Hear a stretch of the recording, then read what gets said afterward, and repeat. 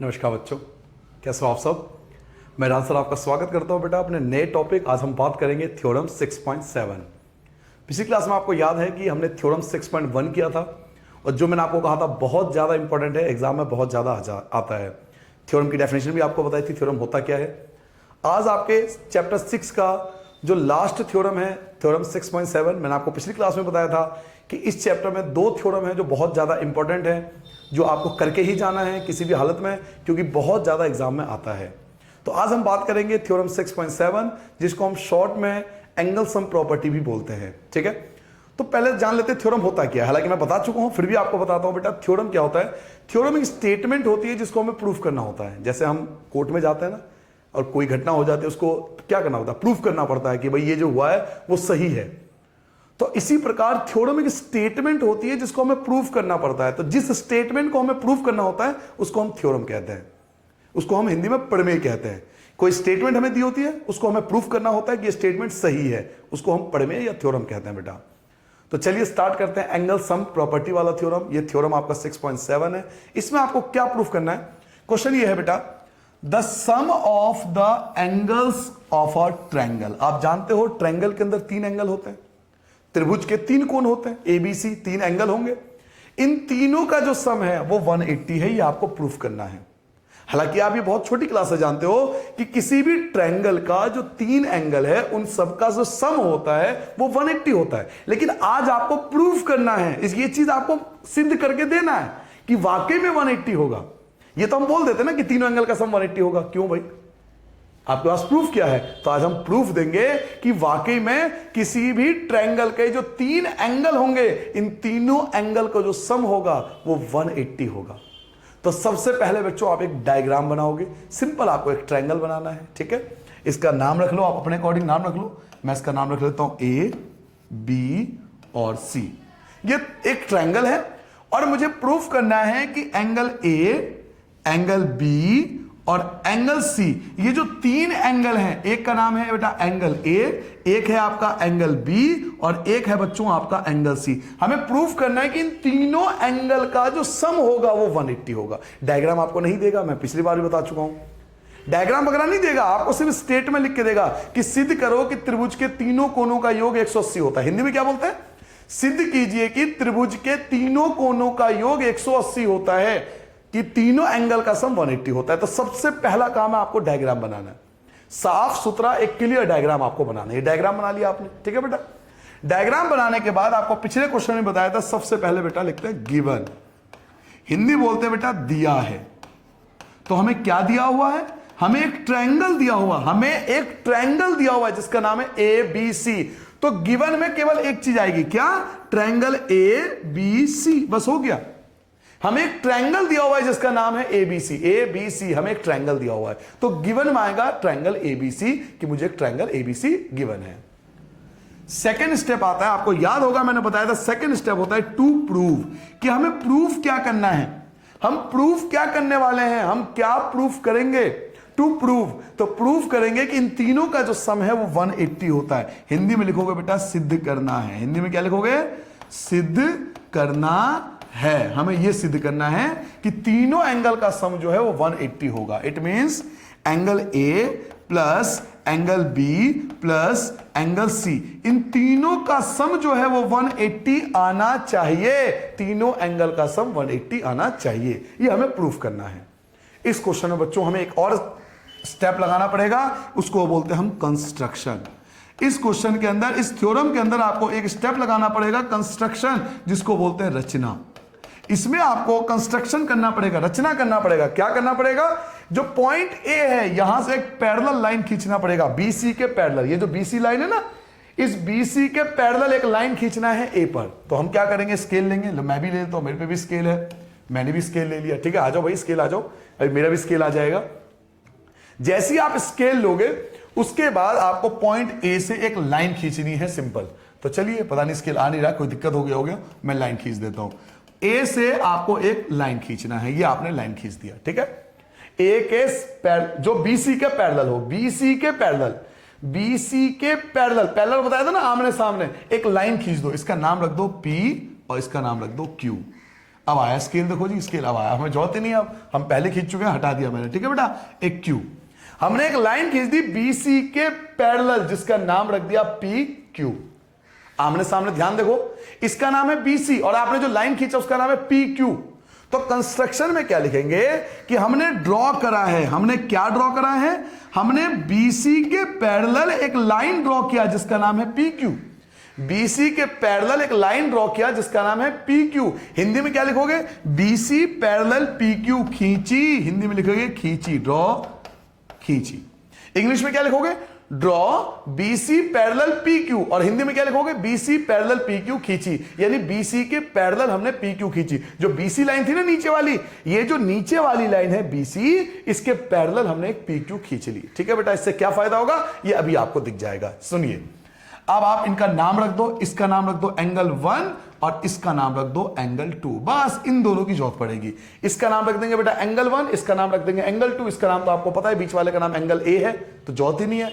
एक 1 और 2, एक का नाम 1 रख देंगे, एक का नाम 2 रख देंगे, बस इतनी जरूरत पड़ेगी, ठीक है बेटा। अब मैं स्टार्ट करता हूं अपना तीसरा स्टेप। एक बार तीसरा स्टेप स्टार्ट करने से पहले एक बार आप सबसे पहले देख लो, सबसे पहला काम है डायग्राम बनाना। तो सबसे पहले हमने डायग्राम बना लिया, एक ट्रायंगल बना लिया। सबसे पहले का गिवन में क्या लिखा कि हमें एक ट्रायंगल एबीसी दे रखा है। फिर हमें टू प्रूफ में क्या लिखा कि तीनों एंगल का सम 180 होगा। उसके बाद आया था बेटा कंस्ट्रक्शन, रचना में हमने एक लाइन खींचा बीसी के पैरेलल पी क्यू, ठीक है। अब फोर्थ स्टेप जो मेन स्टेप है वो यहां से स्टार्ट होता है, प्रूफ। हमें प्रूफ करना है, हमें उत्पत्ति करनी है कि कैसे 180 होगा। देखिए बेटा बड़ा आसान है प्रूफ करना, बस मेरे स्टेप को फॉलो करते जाइए। आपको याद होगा मैंने एक रूल बताया था जिसमें बताया था अगर लाइन के, ये देखो लाइन है, ये लाइन के एक तरफ एंगल 1 है और एक तरफ एंगल 2 है। जरा इन दोनों एंगल को ध्यान से देखो, इन दोनों एंगल को ध्यान से देखो बेटा। एक इस वाले एंगल को मैं पिंक कलर का कर देता हूं ताकि आपको क्लियरली देख सको। एक इस वाले एंगल को देखो जिसका नाम है एंगल बी, एक इस वाले एंगल को देखो, और एक एंगल 1 जिसका नाम आपने एंगल 1 रखा था। इन दोनों एंगल को आप ध्यान से देखो, क्या आपको देख पा रहे हो? दोनों लाइन के तिरछे हैं, एक लाइन के एक तरफ है, एक लाइन के दूसरी तरफ है। क्लियरली दिखाई दे रहा होगा, एक लाइन के एक तरफ है, एक लाइन के दूसरी तरफ है। याद करो मैंने कुछ और बॉक्स के अंदर है, ये देखो ना, एक लाइन यहां है और एक लाइन यहां है, यानी घर के अंदर है। और मैंने आपको रूल क्या बताया था कि जब घर के अंदर हो, दोनों लाइन के बीच में हो, एक लाइन देखो ये बीसी, ये बीसी लाइन है और ये पी क्यू लाइन है, दोनों के अंदर है और तिरछे हैं। तो जब तिरछे हो और दोनों लाइन के अंदर हो तो इसे हम बोलते थे, शाबाश, alternate interior angle. Alternate interior angle, अंतः एकांतर कोण, दोनों लाइन के बीच में है और तिरछे हैं, एक लाइन के एक तरफ है, एक लाइन के दूसरी तरफ है। तो मैंने रूल आपको समझाया था, याद करो 6.2 में, कि ऑल्टरनेट इंटीरियर एंगल बोलेंगे कि एंगल 1 जो आपने एंगल 1 बोला था और एंगल बी ये आपस में इक्वल होगा। एंगल 1 जो होगा वो एंगल बी के इक्वल होगा। तो प्रूफ में हम क्या लिखेंगे बेटा? प्रूफ में हम सबसे पहले यही लिखेंगे कि मेरा एंगल 1 जो है, जो एंगल 1 है वो इक्वल है एंगल बी के। अब आपको रीजन देना पड़ेगा भाई क्यों इक्वल है, तो आप लिख के दोगे बाय ऑल्टरनेट इंटीरियर एंगल। क्या लिखोगे बेटा? Alternate interior angle, alternate interior angle. Hindi में बोलते बेटा अंतः एकांतर कोण, तो हिंदी में भी लिख देता हूं मैं। हिंदी में बोलते बेटा अंतः एकांतर कोण, अंतः एकांतर कोण। लो जी भाई साहब, आपके सामने पहला स्टेप, सबसे पहला काम है आपको ये याद रखना है। ये आपको डायग्राम में दिख रहा होगा क्लियरली कि एक लाइन के एक तरफ है, एक लाइन की दूसरी तरफ है। इसे बोलते हैं ऑल्टरनेट इंटीरियर एंगल। ये दोनों एंगल इक्वल होंगे। इसका नाम आपने क्या रखा था? 1 रखा था भाई। इसका नाम हमने क्या रखा था? 1 रखा था। तो 1 जो है वो इक्वल होगा एंगल बी के। ऐसे ही जरा इधर आ जाओ, जरा यहां पे ध्यान से देखो, क्या आप देख पा रहे हो? मैं दूसरा कलर कर देता हूं आपके लिए, मैं एक और कलर कर देता हूं। देखिए एंगल 2 को ध्यान से देखिए, एंगल 2 को ध्यान से देखिए। मैं इसको कलर भर देता हूं ताकि और अच्छे से क्लियरली आपको दिखाई दे। एंगल 2 को और एंगल सी को ध्यान से देखिए। बिल्कुल यही रूल लगा सकते हैं ना हम, बिल्कुल। देखो एक बार आपको, आप दिखाई दे रहा होगा क्लियरली। एक लाइन के एक तरफ है, एक लाइन के दूसरी तरफ है और दोनों पैरेलल लाइन के बीच में है, घर के अंदर। इसे बोलते हैं घर के अंदर है। एक बाउंड्री ये है घर की बाउंड्री, एक देखो एक बाउंड्री नीचे है, एक बाउंड्री ऊपर है, दोनों बाउंड्री के अंदर है और एक लाइन के एक तरफ है, एक लाइन के दूसरी तरफ है। तो इसको भी बोलते हैं ऑल्टरनेट इंटीरियर एंगल, अंतः एकांतर कोण। तो इसमें भी तो लिख सकते हैं ना कि एंगल 2, इसका नाम क्या था, एंगल 2 था। एंगल 2 जो है वो सी के इक्वल है, एंगल 2 सी के इक्वल है। तो तीसरी बात आता है बेटा, ये चीज यहां लिखना पड़ेगा कि एंगल 2 जो है, एंगल 2 जो है, एंगल 2 बराबर है एंगल सी के। रीजन क्या है, तो रीजन सेम है, ऑल्टरनेट इंटीरियर एंगल। हिंदी में क्या लिखोगे, अंतः एकांतर कोण। ये हो गया दूसरा पार्ट। क्या आपको दो पार्ट समझ में आ गया बेटा? एंगल 1 बराबर है एंगल बी के और एंगल 2 बराबर है एंगल सी के। बस ये मेन चीज जिसको समझ में आ गया, क्योंकि हमने ऑल्टरनेट इंटीरियर एंगल पढ़ा था कि एक ही लाइन के जो दो तरफ होते हैं वो दोनों एंगल इक्वल होते हैं ऑल्टरनेट इंटीरियर एंगल से। ठीक है भाई साहब। अब अगर हम डायग्राम को ध्यान से देखें, हम कई बार ये बात पहले भी डिस्कस कर चुके हैं कि इन तीनों एंगल का जो सम होगा वो 180 होगा। हम जानते हैं बात। डी शेप बनना है, देखो डी शेप बनना है, टोटल देखो डी शेप बन रहा है। डी शेप मतलब सीधी लाइन। याद करो, मैंने आपको कई बार बताया, 6.1 में बताया, 6.2 में भी बताया, 6.3 में, हर एक्सरसाइज में हमने डिस्कस करा। इन तीनों एंगल का जो सम होगा 180 होगा। एक पिंक कलर का है, एक येलो कलर का, एक ब्लू कलर का। ध्यान से देखो, इन तीनों का जो सम होगा 180 होगा, क्योंकि स्ट्रेट लाइन पे बन रहे हैं और स्ट्रेट लाइन पे सारे एंगल का जो सम होता है वो 180 होता है। तो एंगल 1, एंगल 2 और एंगल ए बीच वाला एंगल है, इन तीनों का जो सम होगा 180 होगा, क्योंकि स्ट्रेट लाइन पे बन रहा है। तो आइए तीसरी चीज यहां से आपका स्टार्ट होता है, मेन आंसर आपका यहीं पे आ जाएगा। सुनिए बेटा, चलिए स्टार्ट करूं मैं। सबसे पहले देखो, एक था एंगल ए, एक था आपका एंगल 1 और एक है आपका एंगल 2। यही तीन एंगल है ना। एक का नाम ए है, एक का नाम 1 है, एक का नाम 2 है। एंगल ए, एंगल 1, एंगल 2, इन तीनों का जो सम होगा वो 180 होगा। क्यों? क्योंकि ये स्ट्रेट लाइन है, because it is a straight line. और स्ट्रेट लाइन जो होती है 180 की होती है। हिंदी में बोलते हैं इसको सीधी रेखा। हिंदी में क्या बोलेंगे बेटा? सीधी रेखा। यहां लिखेंगे सीधी रेखा कि तीनों एंगल का जो सम होता है 180 होता है। हम हर एक्सरसाइज में डिस्कस कर चुके हैं। नाउ एंगल ए की जगह तो एंगल ए एज इट लिख दोगे, प्लस की जगह प्लस लिख दोगे। एंगल 1, यहां देखो एंगल 1, मैं एंगल 1 देखो, एंगल 1 किसके इक्वल है? एंगल 1 इक्वल है एंगल बी के। एंगल 1 इक्वल है एंगल बी के, तो मैं एंगल 1 की जगह एंगल बी लिख सकता हूं ना। एंगल 1 इक्वल है एंगल बी के, तो एंगल 1 की जगह मैं एंगल बी लिख सकता हूं। एंगल 1 की वैल्यू दे रखी है, एंगल 1 की वैल्यू दे रखी है एंगल बी, तो एंगल 1 की जगह एंगल बी लिख सकता हूं। और एंगल 2 की वैल्यू है एंगल सी। ध्यान से देखो क्या लिखा हुआ है, एंगल 2।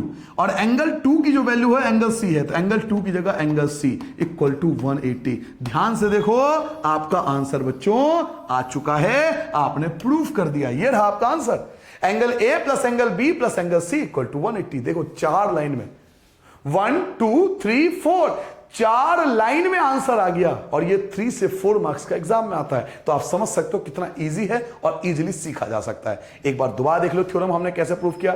एक बार बिल्कुल स्टार्टिंग से। थ्योरम क्या था? थ्योरम ये था, थ्योरम 6.7 आपका ये था कि एक ट्रायंगल के जो 3 एंगल होते हैं इनका सम 180 होता है। त्रिभुज के तीनों कोनों का योग 180 होता है। यह हमें प्रूफ करना है। सबसे पहला काम है डायग्राम तैयार करना। तो सबसे पहले देखो मैंने एक डायग्राम बनाया खूबसूरत सा, ABC एक डायग्राम बना दिया। डायग्राम तैयार हो गया। उसके बाद मैंने लिखा बेटा गिवन। गिवन क्या था? तो केवल एक चीज गिवन था, ट्रायंगल ABC। फिर मैंने लिखा टू प्रूव, सिद्ध करना है। क्या सिद्ध करना है? कि इन तीनों एंगल का सम 180 हमें प्रूफ करना है। नेक्स्ट स्टेप आता है कंस्ट्रक्शन। मैंने एक लाइन ड्रॉ करा जो कि BC पैरेलल था PQ का। लाइन अगर ड्रॉ नहीं करता तो 1 और 2 कहां से आता? 1 और 2 नहीं आता तो मैं प्रूव नहीं कर पाता, इसलिए लाइन ड्रॉ करना जरूरी था मेरे लिए। तो BC पैरेलल PQ मैंने लाइन खींची। उसके बाद मैंने प्रूफ पे आया, तब मैंने आपको क्या दिखाया कि एंगल 1 जो है वो तिरछा है एंगल B के, यानी एंगल 1 बराबर है एंगल B के, एंगल 2 बराबर है एंगल C के, और इन तीनों का सम 180 है क्योंकि स्ट्रेट लाइन है। एक सीधी रेखा पे 3 एंगल का सम 180 है क्योंकि ये स्ट्रेट लाइन पे एक डी शेप बन रहा था। ए की जगह तो ए लिख दिया, एंगल 1, ध्यान से देखो, ए की जगह तो ए लिख दिया एज इट इज, 1 की जगह बी लिख दिया क्योंकि 1 की वैल्यू बी दे रखी थी, और एंगल 2 की जगह सी लिख दिया क्योंकि 2 की वैल्यू सी थी, 180 की जगह 180। तो आप ध्यान से देखो क्या आ गया आंसर कि angle A plus angle B plus angle C equal to 180। तो ये था आपका मोस्ट इंपॉर्टेंट थ्योरम, जिसको हम theorem of angle sum property भी बोलते हैं। त्रिभुज के तीनों कोनों का योग 180 होता है। आई होप आपको समझ में आ गया होगा। ठीक है बेटा, बहुत ज्यादा इंपॉर्टेंट है, इसकी प्रैक्टिस आपको बार बार करनी है। वीडियो को 2 से 3 बार देखें, बहुत अच्छे से देखें। कोई चीज समझ में नहीं आए तो जरूर पूछ लें, बहुत सिंपल तरीके से बताने की कोशिश करिए। ठीक है बेटा, ये 2 थ्योरम जो आपको इस चैप्टर में करा वो जरूर कर लेना एग्जाम में जाने से पहले, क्योंकि बहुत ज्यादा इंपॉर्टेंट है। ठीक है, नमस्ते बेटा, बाय बाय, अपना ध्यान रखो, अच्छे से पढ़ना।